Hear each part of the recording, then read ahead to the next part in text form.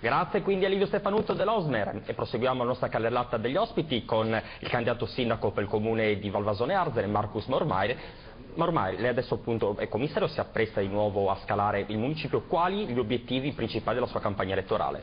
Beh, sicuramente l'obiettivo che abbiamo è quello di vincere, ovviamente, ma diciamo che come risultato che proponiamo anche ai nostri concittadini è quello di rendere il nostro paese più attrattivo, mettendo a frutto quelli che sono i vantaggi derivanti dalla fusione, che sono i fondi che ci sono stati garantiti da parte della Regione, i risparmi che la Regione ci consentirà di realizzare e soprattutto abbiamo già messo in campo delle azioni importanti perché abbiamo tagliato Tasi e IRPEF e di questi tempi penso che sia qualcosa che non accade negli altri comuni contermini e quindi l'ambizione è quella di diventare un luogo dove venire a vivere e quindi aumentare anche dal punto di vista demografico la nostra popolazione. Ecco, come intenderà appunto perseguire questi obiettivi? Obiettivi anche ambiziosi, no? Sicuramente ho l'opportunità di essere accompagnato da un gruppo, sono due le liste che mi sostengono,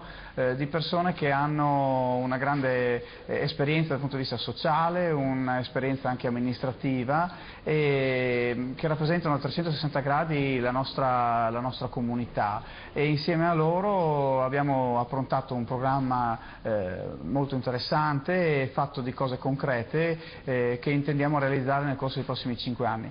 Fra tutte la valorizzazione delle tante opere pubbliche che erano presenti nei bilanci del nostro comune e che purtroppo non sono state realizzate a seguito dell'applicazione del patto di stabilità. 7 milioni di euro di opere pubbliche da realizzare in 5 anni per trasformare Valvasone Arzene in un luogo dove venire a vivere volentieri. Bene, ringraziamo allora Marcus Mormaer che è il candidato a sindaco per il comune di Valvasone Arzene. Adesso noi cediamo la linea alla redazione di Udine dove appunto vediamo già Franco Terenzani col suo ospite.